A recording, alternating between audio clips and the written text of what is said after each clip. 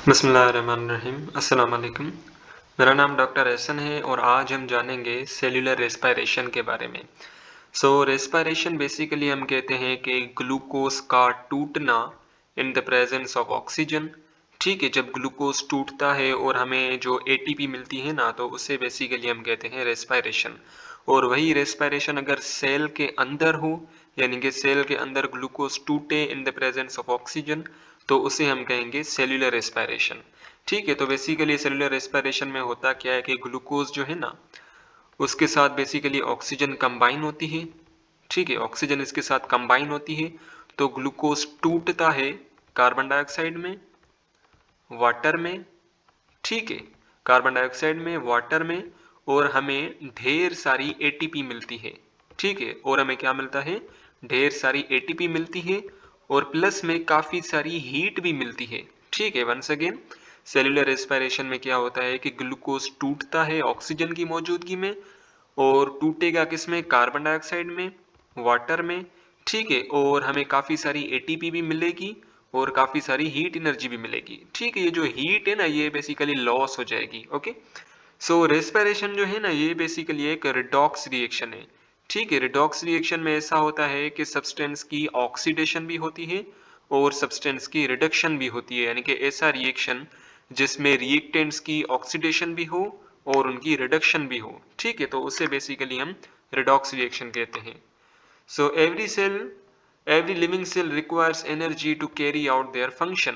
अब बेसिकली हर जानदार सेल जो है, हर लिविंग सेल के अंदर बेसिकली एनर्जी की रिक्वायरमेंट होती है। ठीक है, ताकि वो बेसिकली अपने मेटाबॉलिक फंक्शन को कैरी आउट कर पाए। जितने भी सेल्स होते हैं, उनके अंदर जितने मेटाबॉलिक रिएक्शंस होते हैं ना, उन मेटाबॉलिक रिएक्शंस के लिए हमें एनर्जी चाहिए होती है। ठीक है, एनर्जी नहीं होगी तो वो मेटाबॉलिक रिएक्शन नहीं होंगे। This energy comes from fuel molecule called glucose. ठीक है, और ये एनर्जी कहाँ से आएगी? जब हमारे पास ग्लूकोज मालिक्यूल होगा। ठीक है, जब ग्लूकोज टूटेगा, तो ग्लूकोज को बेसिकली हम फ्यूल मालिक्यूल भी कहते हैं। ठीक है, बिकॉज जब ये टूटेगा तो इससे हमें एनर्जी मिलेगी। In cellular respiration glucose molecule are oxidise either in the absence of oxygen और in the presence of oxygen. ठीक है, अब बेसिकली क्या होता है कि ग्लूकोज जो है ना, या तो ऑक्सीजन की मौजूदगी में टूटेगा या तो ऑक्सीजन की गैर मौजूदगी में टूटेगा। ठीक है, अगर ऑक्सीजन की मौजूदगी में अगर वो टूटा तो उसे बेसिकली हम कहेंगे एरोबिक रेस्पिरेशन। ठीक है, एरोबिक रेस्पिरेशन।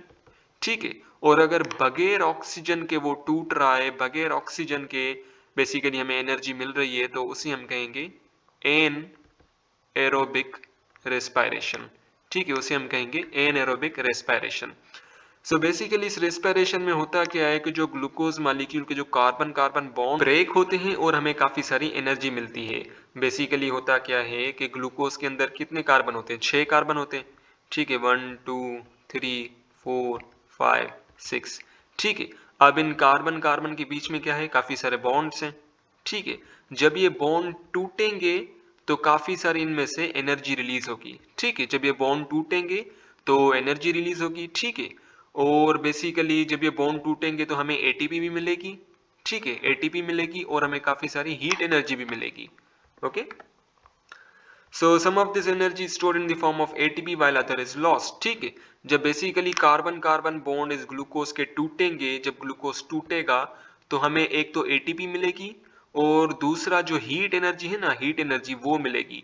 और हीट एनर्जी क्या होगी? लॉस हो जाएगी। ठीक है, ये जो लिखा हुआ है ना, while other is lost, so this basically is the heat energy जो कि लॉस हुई है।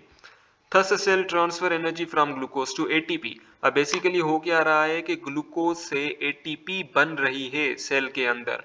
ठीक है, through reduction and oxidation process. अब बेसिकली रेस्पिरेशन जो है ना, ये एक रिडॉक्स रिएक्शन है। इसमें रिडक्शन भी होती है और इसमें ऑक्सीडेशन भी होती है ग्लूकोज मॉलिक्यूल की। This breakdown of glucose molecule by redox reaction to synthesize ATP is called respiration.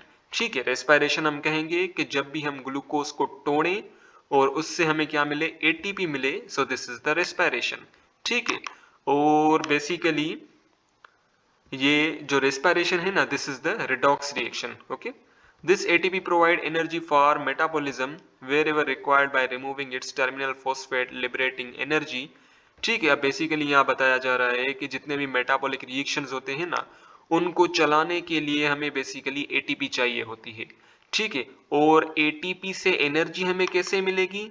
जब फॉस्फेट बॉन्ड जो होगा ना, अब बेसिकली एटीपी के अंदर क्या होता है, 3 फॉस्फेट होते हैं ना, एडिनोसिन ट्राइफॉस्फेट, ट्राई यानी कि इसके अंदर 3 फॉस्फेट होते हैं एटीपी के। सो बेसिकली एटीपी में 3 फॉस्फेट होते हैं। एक फॉस्फेट जब यहाँ से टूटेगा तो हमें क्या मिलेगी? काफी सारी एनर्जी मिलेगी। ठीक है, और वही एनर्जी बेसिकली जितने भी मेटाबॉलिक रिएक्शंस होते हैं ना, उनको रन करने के लिए, उनको चलाने के लिए हमें काम आएगी। ठीक है, जब एक फॉस्फेट चला जाएगा तो एटीपी कन्वर्ट हो जाएगी एटीपी में, और फॉस्फेट जो है वो बेसिकली रिमूव हो जाएगा, और जब बॉन्ड टूटेगा तो हमें क्या मिलेगी? काफी सारी एनर्जी मिलेगी। ठीक है, अब बात यह है कि जब ग्लूकोज ऑक्सीजन की मौजूदगी में टूटेगा तो उसे हम कहेंगे aerobic respiration. Okay, so this is the aerobic respiration. ये वाली जो रेस्पिरेशन हुई है जिसमें ग्लूकोज ऑक्सीजन की मौजूदगी में टूटा है, और जब ग्लूकोज ऑक्सीजन की गैर मौजूदगी में टूटे तो उसे हम कहेंगे एनएरोबिक रेस्पिरेशन। और एनएरोबिक रेस्पिरेशन का दूसरा नाम है फर्मेंटेशन। ठीक है, फर्मेंटेशन को बेसिकली डब्ल्यू पास्चर ने डिस्कवर किया था, और इसने बताया था it is a type of respiration in the absence of oxygen. Oxygen की गैर मौजूदगी में ग्लूकोज टूटता है। Okay, it is an alternative term use for anaerobic respiration. ठीक है, फर्मेंटेशन को हम एनएरोबिक रेस्पिरेशन भी कह सकते हैं। अब बेसिकली एरोबिक रेस्पिरेशन में क्या बना? एक तो कार्बन डाइऑक्साइड बना, वाटर बना, काफी सारी एटीपी बनी, और हीट एनर्जी बनी। ठीक है, लेकिन अगर मैं बात करूं एनएरोबिक रेस्पिरेशन की, तो एनएरोबिक रेस्पिरेशन में यहाँ प्रोडक्ट वाले साइड पे अल्कोहल भी बन सकता है। ठीक है, अल्कोहल भी बन सकता है और लैक्टिक एसिड भी बन सकता है। ठीक है, जैसे कि एरोबिक रेस्पिरेशन में यहाँ जितने भी प्रोडक्ट्स बने हैं, उन प्रोडक्ट्स में क्या क्या है? कार्बन डाइऑक्साइड है, पानी है, एटीपी है, और काफी सारी हीट है। लेकिन एनएरोबिक रेस्पिरेशन में यहाँ प्रोडक्ट वाले साइड पे क्या हो सकता है? अल्कोहल हो सकता है और लैक्टिक एसिड भी हो सकता है।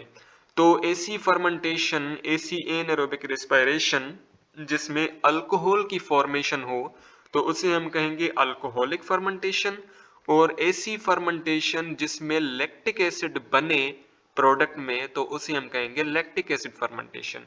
ठीक है, अब जो माइक्रो ऑर्गेनिजम्स होते हैं ना, काफी जो छोटे छोटे माइक्रो ऑर्गेनिजम्स होते हैं, उनके अंदर बेसिकली ये एनएरोबिक रेस्पिरेशन होती है। ठीक है, उनके अंदर एनएरोबिक रेस्पिरेशन होती है, और वो एनएरोबिक रेस्पिरेशन से एनर्जी हासिल करते हैं। ठीक है, now many microorganisms including yeast and some bacteria can respire anaerobically। अब जो कुछ माइक्रो ऑर्गेनिजम्स होते हैं ना, जैसे कि यीस्ट हो गए, यीस्ट क्या है? This is the fungi. Okay, और कुछ बैक्टीरियाज हैं, ये क्या करते हैं? एनएरोबिकली रेस्पायर करते हैं, यानी कि ग्लूकोज इनके अंदर टूटता है ऑक्सीजन की गैर मौजूदगी में, और इन्हें थोड़ी सी एटीपी भी मिलती है। ओके, इस एनएरोबिक रेस्पिरेशन की वजह से।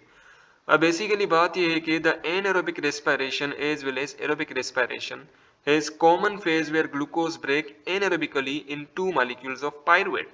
अब बेसिकली क्या है कि जो ग्लाइकोलाइसिस है ना, ग्लाइकोलाइसिस, ग्लाइकोलाइसिस एक प्रोसेस है जिसमें ग्लूकोज टूटता है। ठीक है, glyco means glucose, lysis means break down, तो इस प्रोसेस में क्या होगा? ग्लूकोज टूटेगा। ठीक है, तो ग्लाइकोलाइसिस में ग्लूकोज टूटेगा और हमें बेसिकली पायरुविक एसिड मिलेगा। ठीक है, पायरुवेट कह लें या पायरुविक एसिड कह लें, बात एक ही है। ठीक है, अभी नेक्स्ट वीडियो में हम जानेंगे कि ग्लाइकोलाइसिस क्या होता है, इसे डिटेल में जानेंगे, इसके तमाम स्टेप्स हम जानेंगे।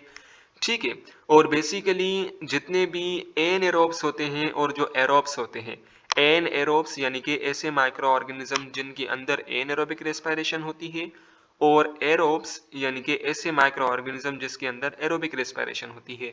तो एरोब्स एंड एनएरोब्स, इन दोनों के अंदर बेसिकली ग्लाइकोलाइसिस होती है। ठीक है, और ग्लाइकोलाइसिस के नतीजे में क्या बनता है? 2 मॉलिक्यूल पायरुविक एसिड के बनते हैं।